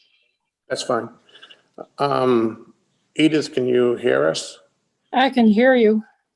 Okay, we can hear you, but we can't see you. Would you please introduce yourself and ask your question or comment? Yes, my name is Edith Mans, and I live on Lake Megunticook, and have lived there for many, many years, and seen water rising, low waters, high waters. My concern, I think, is that the recircling sounds very interesting. My question is, how often is the inner harbor dredged? You know, what is happening in terms of what is going into the harbor? I mean, how deep is it at any point in time? And I'm concerned that some of the areas between Lake Megunticook and Camden, this town of Camden, have actually floodplains. And I'm wondering, and I think they're being challenged by growth, people wanting to kind of edge into those areas. And I'm wondering, I'm interested in really finding ways to divert the water before it ever gets to, get it into the soil before it ever gets to the harbor. The question on dredging, do you want to attack that one, Audra? Frequency? Yeah, and stormwater management. Mhm. Yeah, that's just really wonderful comments, Edith. On dredging, it really sort of, that's something that the town does with the Army Corps. And I believe the last time it was dredged was 2008. But I'm not positive on that. I would like, yeah, so I really don't know exactly the date, but you know, they say, you know, once every 10 years or so, but really it ends up being much more infrequent than that. And your point about, you know, trying to encourage more, you know, absorption and less diversion of stormwater directly into the river and then into the harbor, that's a really excellent goal. And that's absolutely something that the town is committed to doing right now and working on. are kind of in the first stages of that, which is really understanding what our stormwater system looks like. And Allison and our public works director and a bunch of interns are working on a project to, better map out our stormwater infrastructure system so that we understand what we have, where it goes, and what are the opportunities for really integrating more best practices in terms of stormwater management. So, green infrastructure, and how do we, look at areas where we can potentially have stormwater be diverted to for more absorption and more infiltration. We're looking at things like porous pavement on, certain roads that we're redeveloping. Our first kind of foray into that is going to be the alleyway that's between, the old Cappy's building and Lily Lupin and Fern. We're going to be doing a porous concrete on that walkway. And, those are, there's a number of different opportunities and techniques for how we can do it. We're working with Maine Sea Grant on identifying more of them and trying to do, some demonstration projects. But that's, it's so great to hear a resident come to us and say that, because that you've really hit the nail on the head. That's one of the major things that we need to be looking at as well, that absolutely ties into this project and some of the overall, goals that we need to look at in terms of making ourselves more resilient to climate change and increased rain events. Yeah. The McGonagall Watershed Association has done some good education too, in terms of the Lake Smart program and trying to discourage mowing, right to the property line, and vegetation removal. And I think there's a lot more we could do for setting a good example on, town-owned properties too. So definitely a lot to do. All right, thank you, Edith. Did we get all your questions? I think so. I just would add, I would just encourage that the whole corridor between the lake and the town, there are many possibilities. And I think we have to watch where growth is happening, and be certain that a priority is what are going to be the needs of the water situation, instead of building yet another home or another whatever. I think it's important to look at the environment. Great, thank you, Edith. We're going to move on to Mr. Hitchings. Good morning. My name is Roy Hitchings. I'm a 22-year resident of Camden, live on Molyneux Road. I'm also an active member of Georges River chapter of a national organization called Trout Unlimited, but I'm speaking personally today. But I'm kind of monitoring the whole process, as Allison knows, on behalf of Trout Unlimited. I also am an active fisherman. I fish the lake and I fish various spots along the river. So obviously interested in fish passions. I generally believe that this has been a very good planning process so far. So I think you all are bending over backwards to try to get good public input and looking at all sorts of different things. And I give you a lot of credit for that. So thank you for doing that. My experience is in two specific dam removal projects, one on the St. George River at Sennebec Pond, and the other, that's done. And the other is an ongoing project. We're working with the folks up at Quantico Cook Lake on trying to get Alewife Passage up there with an old dam that's leaking, et cetera. That's ongoing. My general observation is that, number one, dam removal definitely improves fish passage. Generally much better than any kind of fish ladder. And it's generally less expensive to maintain and operate once it's done. A lot of fish passages, frankly, are designed, but they don't work real well. But dam removal does. And there's lots of examples of that. The second thing is, in addressing back to a question there, or a comment Ken Gross had, the dam is a man-made structure. And people may like the look of the waterfall or whatever, but from some of the concept designs that you showed us, it looks more natural. So you're going back to actually what nature created and what was here before people put an old dam in that was built several centuries ago. If you go out, for instance, to the dam that we did on the St. George River at Sennebec Pond, you could, in a reasonable normal level, not right now where it's so low, you can barely tell there's a dam there. And it replaced an old broken down dam that was failing, that had big concrete walls, et cetera, which was an eyesore. A lot of people thought that was going to turn out terribly. It turned out wonderfully, and virtually everybody likes it. And it's beautiful and it looks natural. So my experience is that you can do this and you can do it well. There's tons of regulations that we all know about and have to comply with. And I believe that, that can be done very well and we can get a great result. Thanks for listening. Rory, thanks for coming. Appreciate the comments very much.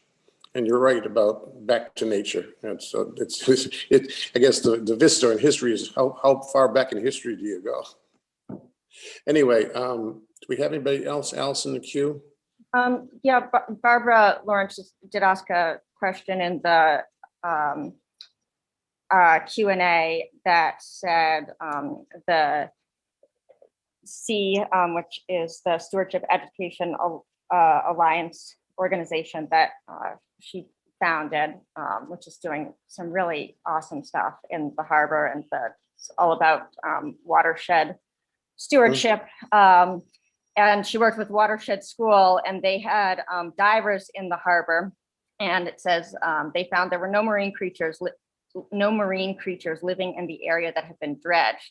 There are a lot of very large sea stars on the perimeter, as well as pipefish, et cetera, but nothing in the middle. Could the area of dredging be very limited next time? And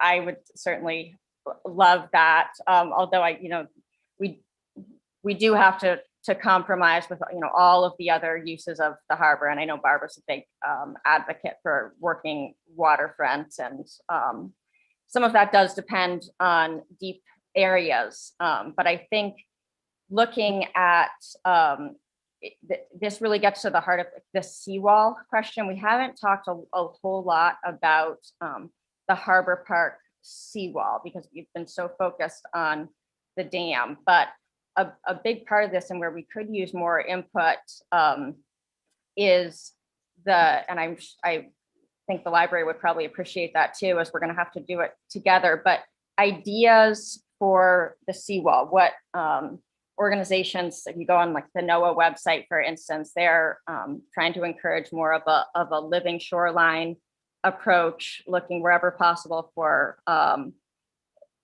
walls and retaining systems that are habitat friendly. And it's amazing to see, we have different types of structures in the harbor, and there are some right now that, like the granite that's all stacked and has large crevices, those are really, that's where the tompods are spawning, and that's where we're seeing the sea stars, and that's where we're seeing all of this this biodiversity. And so I think a part of this is figuring out how we can, when we do reconfigure the seawall, trying to make sure that that's as habitat friendly as possible. I know I enjoyed that Watershed School presentation with the divers also, and there was the talk about oyster reefs and that kind of thing. So we could use some support from the community and ideas for just that kind of thing. Even if we can, I think we can improve the perimeter and look for kind of the best practices there,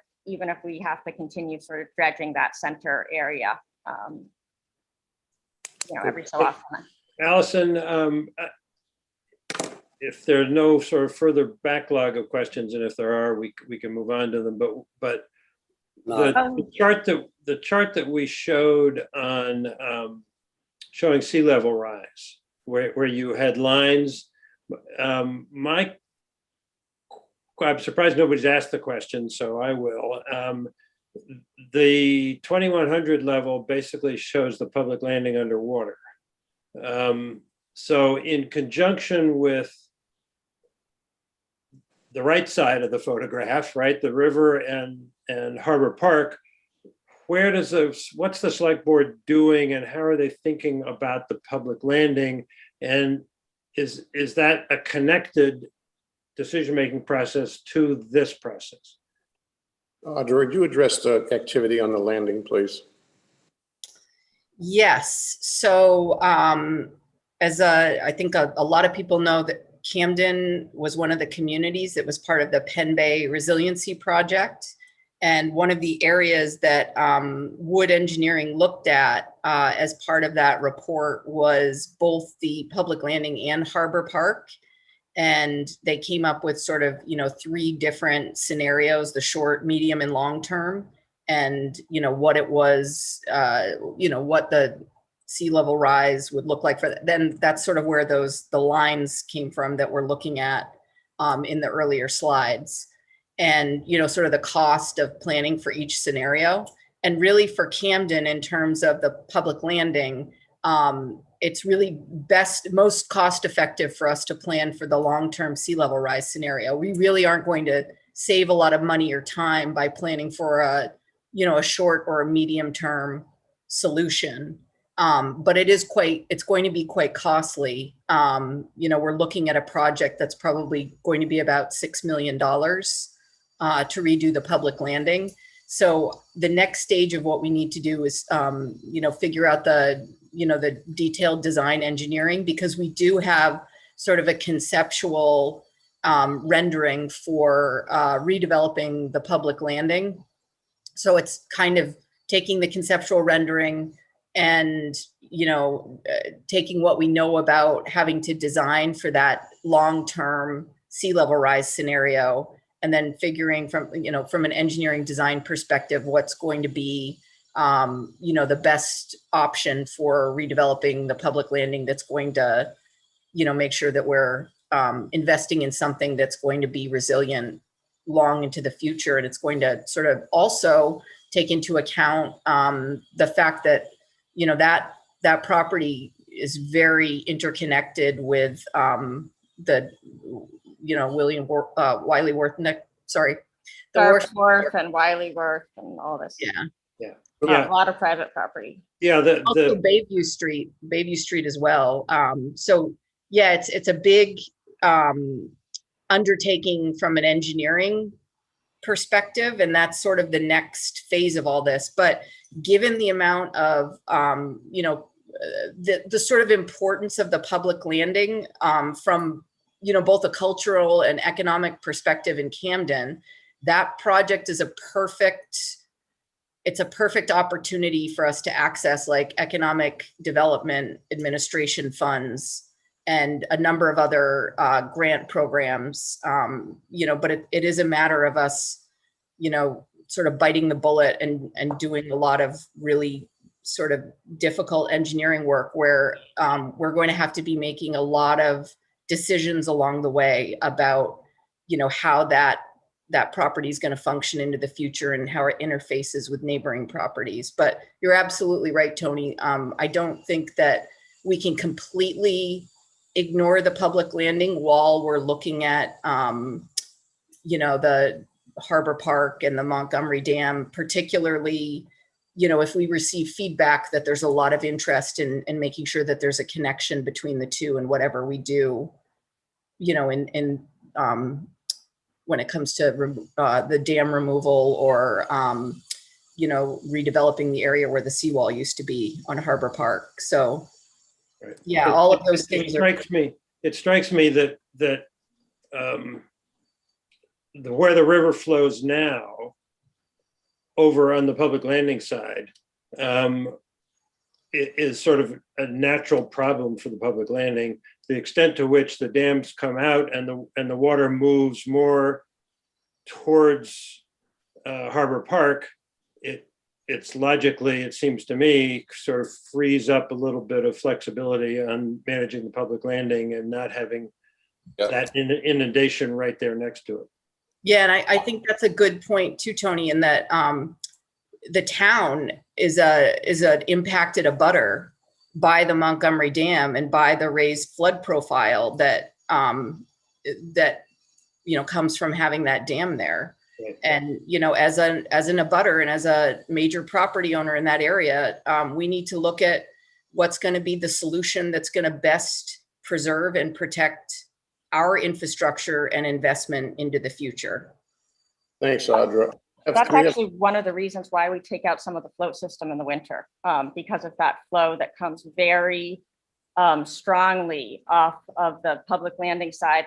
That waterfall actually takes out part of the dinghy dock system. And so that's been part of the work that Interfleet is doing, is the sort of the hydrology of the whole area. Agreed.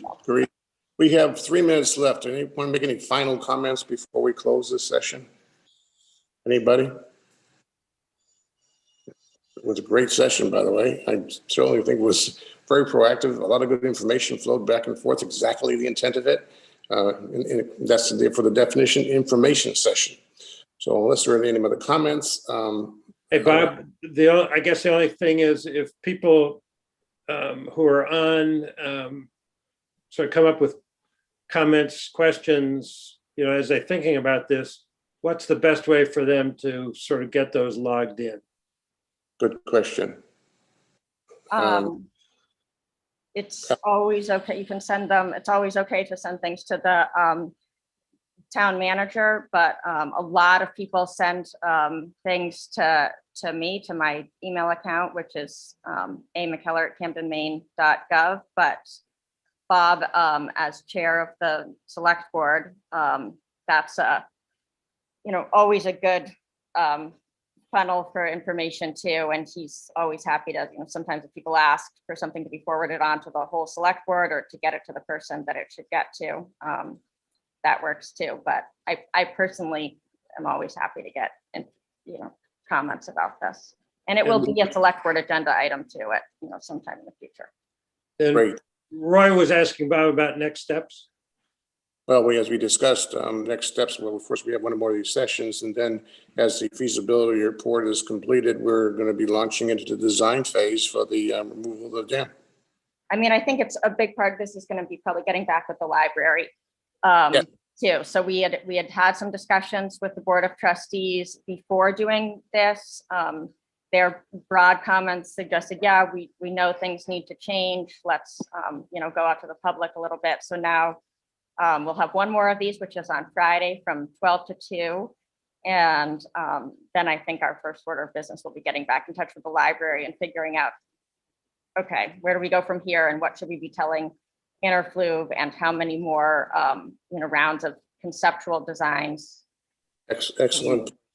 With that, it's noontime. I'm going to call a stop. Thank you very much, especially to Nate and Matt for coming on again. We really do appreciate it. Audrey, you too, and Allison and Tony did a great job. It was fun. Thanks so much. And we'll see some of you again on next session, which is scheduled for this Friday, from 12 to 2. So if you're interested, please join. And thanks again, all the participants, and have a great day. Stay cool. Thanks, Bob. Thank you. Thanks, everyone.